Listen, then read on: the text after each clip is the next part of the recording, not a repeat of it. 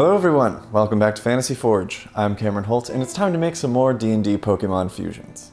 If you're new to the channel, I'm going to use a random Pokemon fusion generator to generate random Pokemon. Then I'm going to roll a D100 to see what random D&D monster is going to be fused with said randomly generated Pokemon. Now, sit back, relax, subscribe, and let's get started. Our first Pokemon of the day is Gloom. This grass and poison type is one grade A stank boy. It secretes what the Pokedex refers to as drool-like honey and apparently smells so bad that its opponents may faint from the stench alone. The Loki monster getting mashed up with the putrid flower is the Red Cap.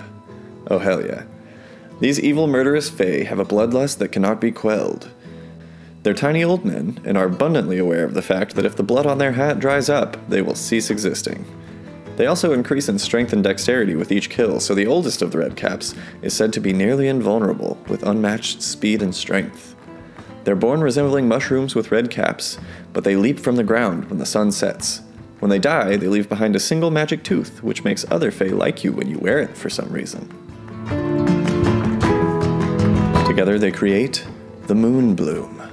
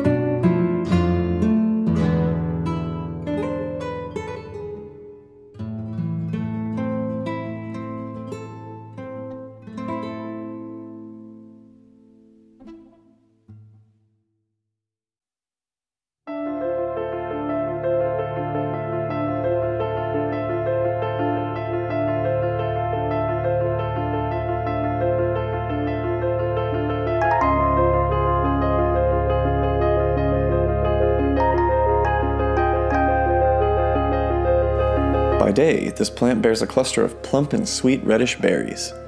The berries have a slight healing effect, enticing many travelers to set up camp nearby. However, when touched by the soft light of the moon, the fey magic of the Moonbloom is activated. The berries split and open into a cluster of eyes. The leaves drop as the creature uncovers its root-like body from the earth, pulling up a long, vine-like thorn whip that it uses to punish any living beings nearby. If you find a cluster of sweet red berries deep in the forests of Hoston, consider moving your business elsewhere. Some things are too good to be true. The next poor Pokemon soul on the list is Rapidash. This flaming horse is a fire type that just loves to run.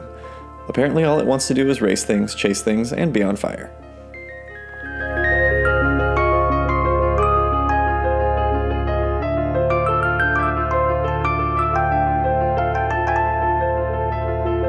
The D&D monster being melded with the Fire Stallion is, oh no, the Cibriex.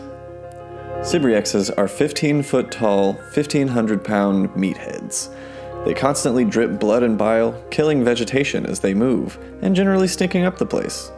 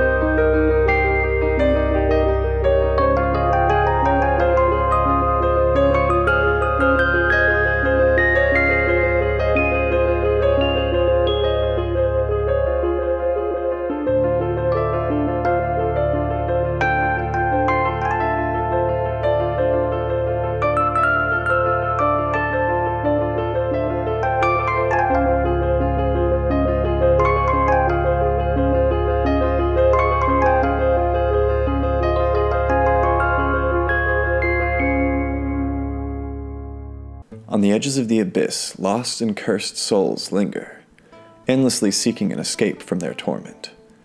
Among the most tormented of these poor souls are the Sibridash. Tortured by an eternal flame, their flesh melts and peels, regenerating as quickly as it sloughs off their frame. Though their legs have melted long ago, they pull themselves about with their emaciated arms with inhuman speed, leaving a trail of fiery, boiling blood in their wake.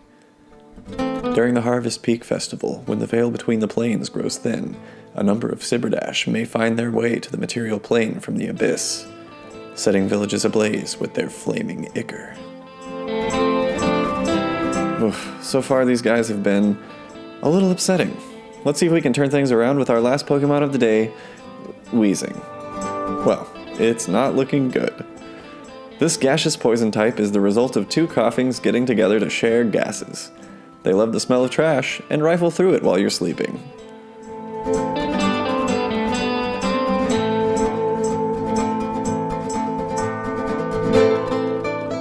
Our final D&D monster for this video is going to be the Bulezau.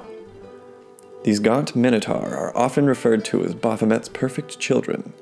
Craving violence, Bulezau are the main foot soldiers in the battle between the demons and devils.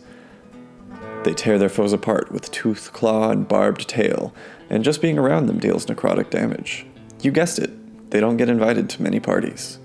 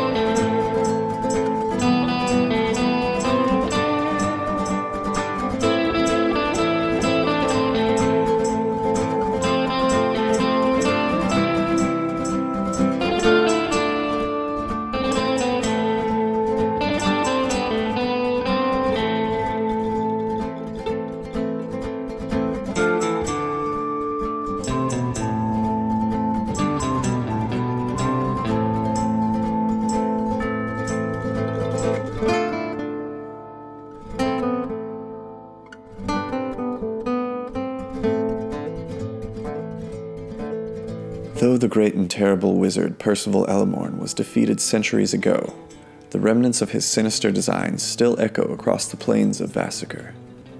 One such creation is the Weezau.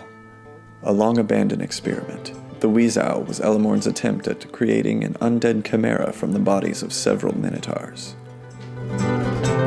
The abomination has 3 heads that share one set of lungs that expel a poisonous cloud of necrotic gas. This atrocity of magic is said to be seen shambling through the forested regions of the Yellow Plains, spreading its blight to all living things that dare approach it.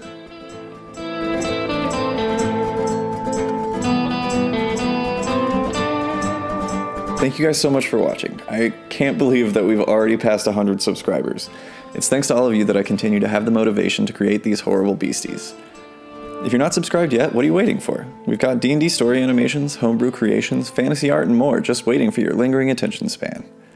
I've got links to the monster stat box up in the description of the first D&D Pokemon Fusion video, so be sure to check those out if you want to use my creations in your own games. I'm slowly but surely making the stats for all of my creations, so subscribe to know when they become available. On that note, I'll see all of you in the next episode.